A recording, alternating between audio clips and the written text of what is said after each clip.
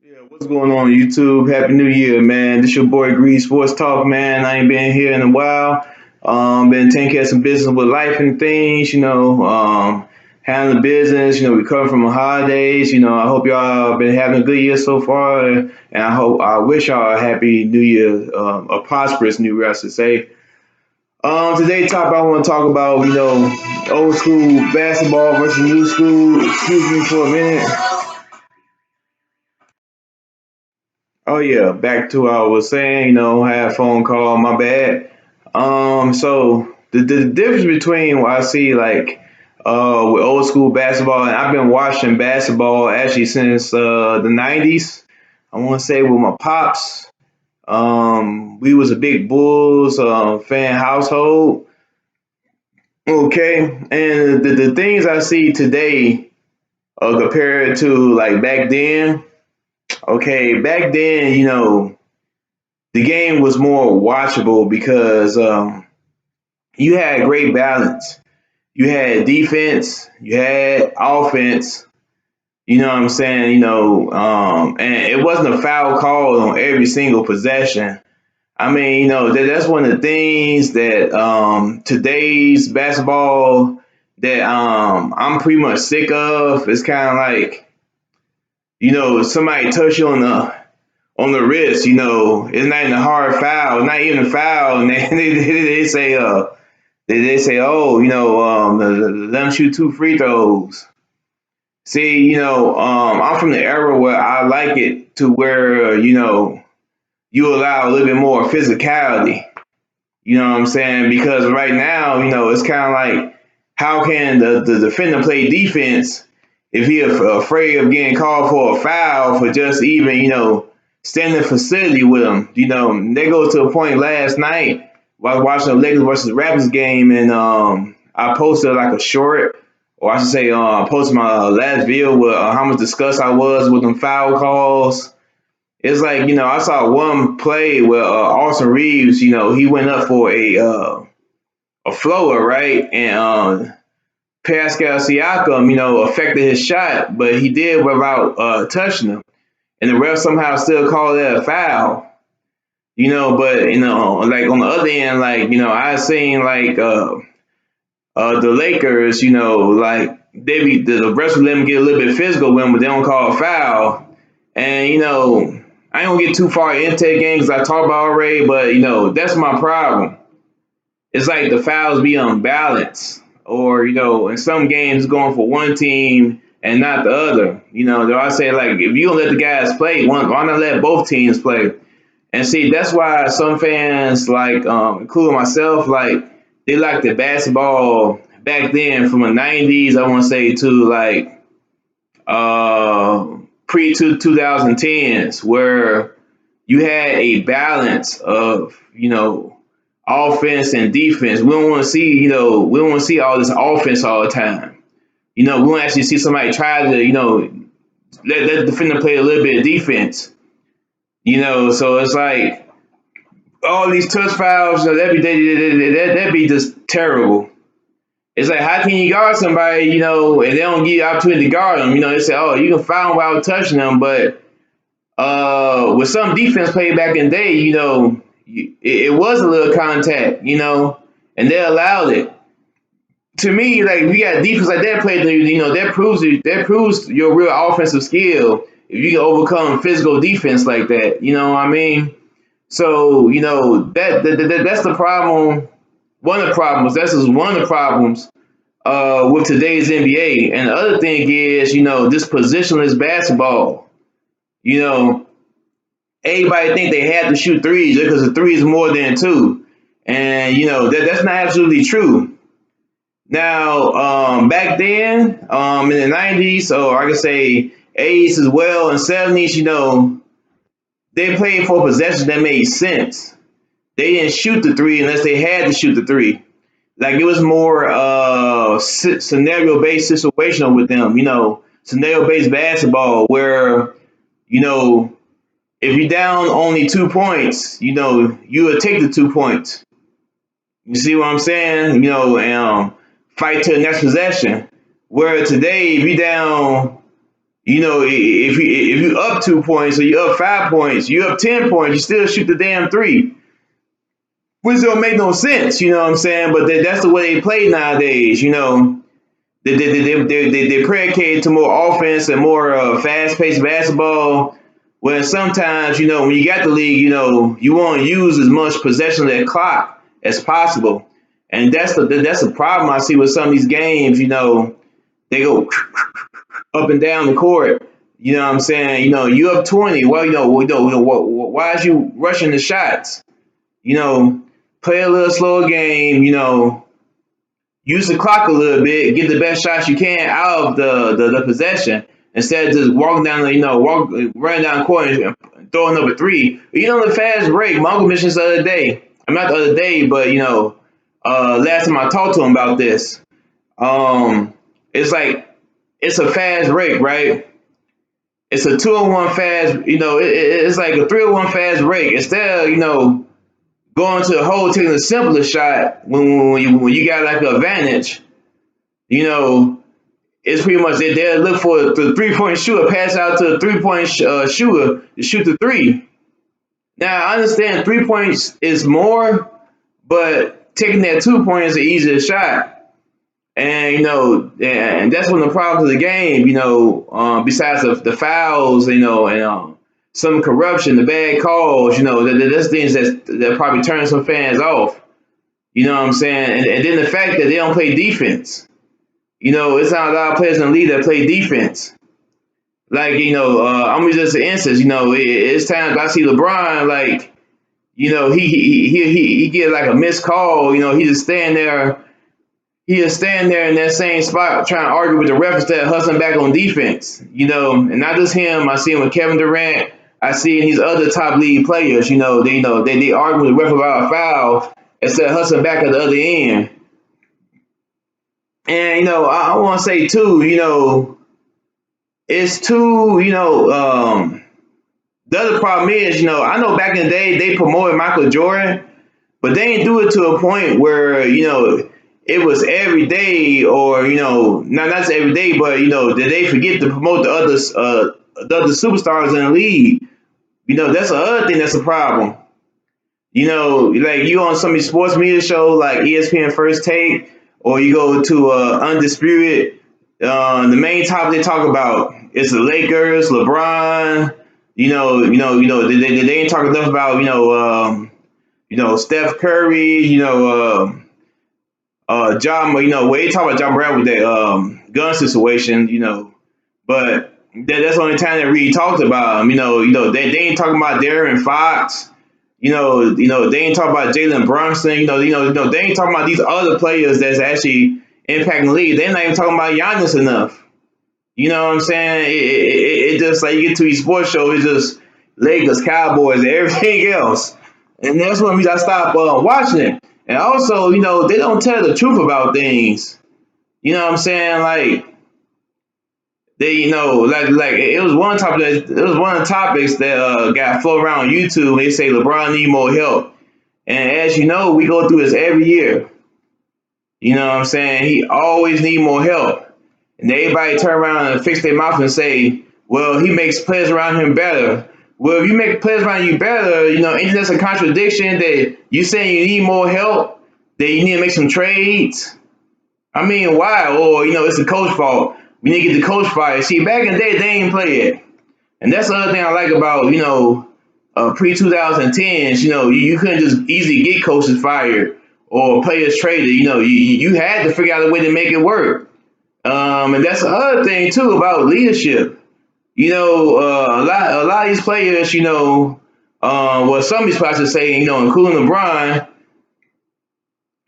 they'll take the glory for the win and say like, yeah, that because I put a triple double, I did this and did that, you know what I'm saying? But they don't credit their teammates for playing their roles. And but then on the other end of the token, if he loses, well, I did my job, I got a triple double. Oh, I got these stats, and I see a lot of fans. When we get into debates, they talk about stats. Where then, win the game. Which when I was brought up, it was all about winning the game. It wasn't just about the stats. That's why I say like you got to pay attention to the game because the stats don't always tell the story. The stats give you a summary of what happened in the game, but it doesn't tell you what's actually going on in the game. Like if somebody scored 32 points, okay, like they could have scored 10 the first quarter, and probably a 5 in the third quarter, and then the rest of the points came in garbage time when the team was getting blown out. And see that's what you call a stat pattern. Stat pattern. If you make points, in the fourth quarter, and it's like 5 minutes a game, you still in there, your team down 20 something, and you got 15 points, in the fourth quarter, and they impact, the win percentage, then you stat pattern because at that point, usually the game is out of reach. So why are you still playing? You see what I mean? You know what I'm saying? You gotta pay attention to what's happening in the game. You can't always just look at stats and say, that's the end all be all. All right. And that's a problem with this new era of basketball. Everybody's so concerned about stats and saying like, okay, what did that player do to contribute to the win, or how did they win it? And that's what I like about the old school basketball. It wasn't about stats all the time. I mean, shoot, Dennis Rodman didn't have the best scoring numbers, but he got hell of a rebounds. He did his part to contribute to the win. And somebody probably look at Dennis Rodman numbers and say like, oh man, he was garbage. He didn't average 20 points a game and this and that. But if you look at how he played, what I'm saying, he was one of the best in rebounding and defending. Cause that was his role. He was listed as a power forward back then.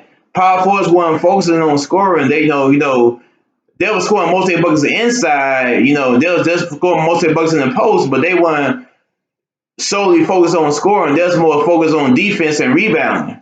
And that's what Dennis Rodman was. Or, you take, and that's the other thing too. And people want to say, well, some people want to say, Michael Jordan had more help than LeBron. That's a fallacy. I'm gonna tell you why. Because you go back in all of them finals, you can barely find finals that Scottie Pippen averaged over 25 points a game, yet alone barely 20. And they talking about Michael Jordan had more help.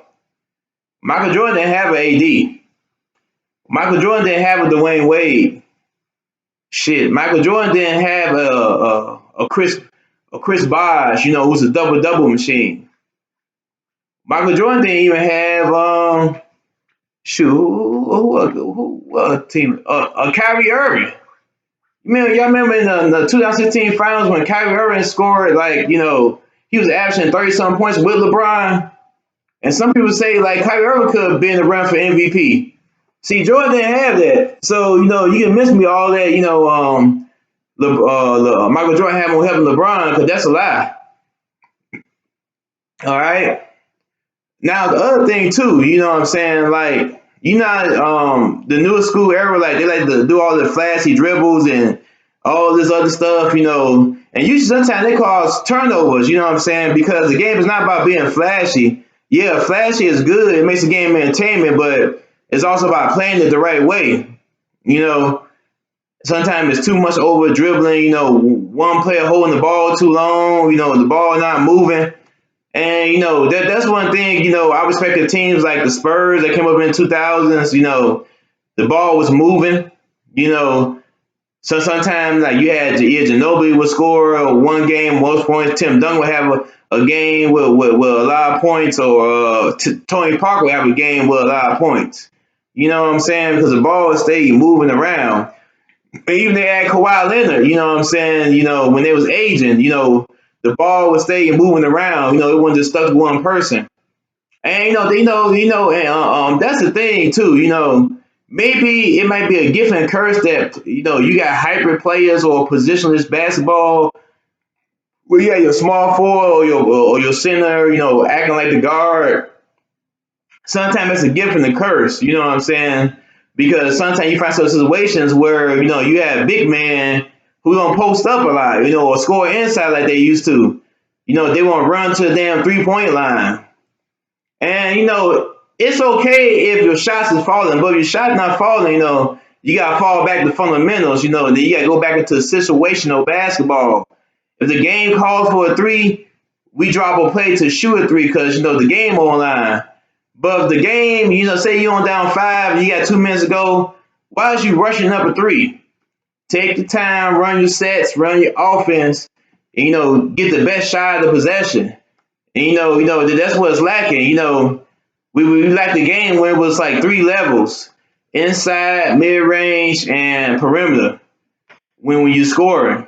And also, people playing man to man where you had to go up against your guy, you couldn't hide on defense. So it's all different aspects, And shoot, man, no wrong. When it comes to entertainment, I like it too, man. I miss the days when I see Michael Jordan dunk on like two or three people in the paint. Nowadays, ain't nobody in the paint because everybody's scared to be you on the poster. Everybody moving out the way and letting them dunk. That's why when I see like dunks like nowadays, I don't be that impressed. I know it's something fancy like a 360 or something like that. They doing some in park dunks or something like that. Just going up and just yamming it down. That's not impressive. Wasn't nobody in your way. Who did you read dunk on? You know what I'm saying? It wasn't no shot blocking the ways you dunked on. And see that's the other thing too. When it came to entertainment value, when Michael Jordan dunked on people like Vince Carter or somebody, or even Kobe sometime, when they posterized people, these was on premier shot blockers. You know, I went back and watched some LeBron dunks.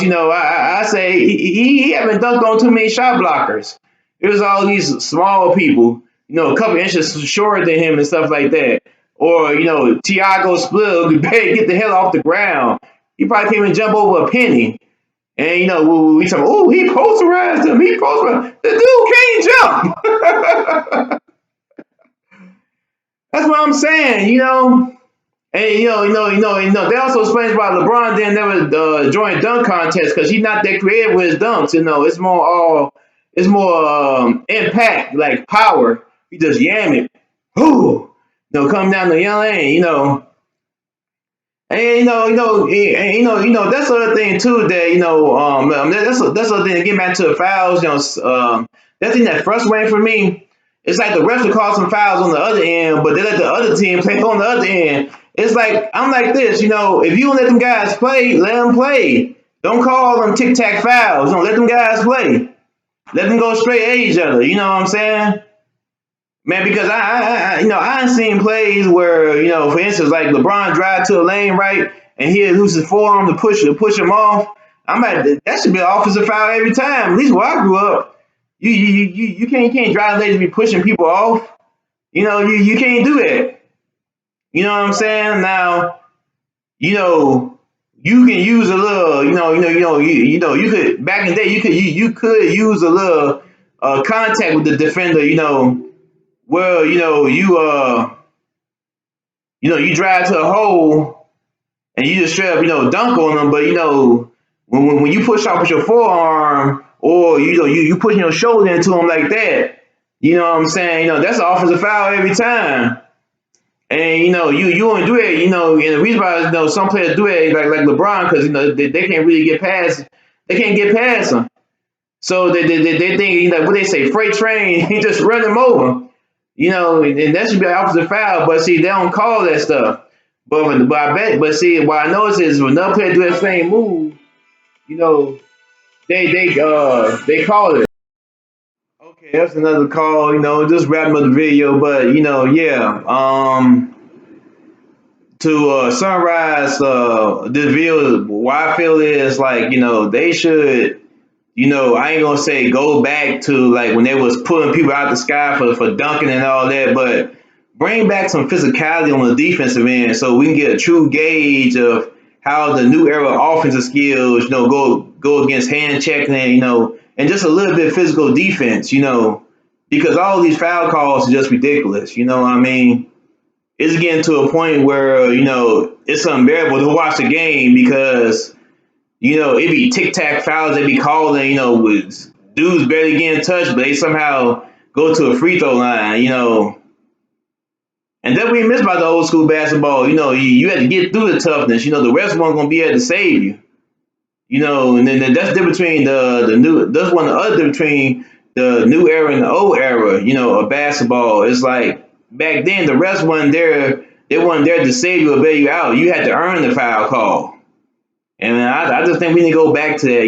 Not as rough as like we tackling people. And try seriously in their career. But as far as like allow a little, a little hand check, a little physicality. Because the game is just too soft, man. I'm gonna be honest. The game is just it's too soft. But y'all have a good day. All right. Stay tuned for the next video.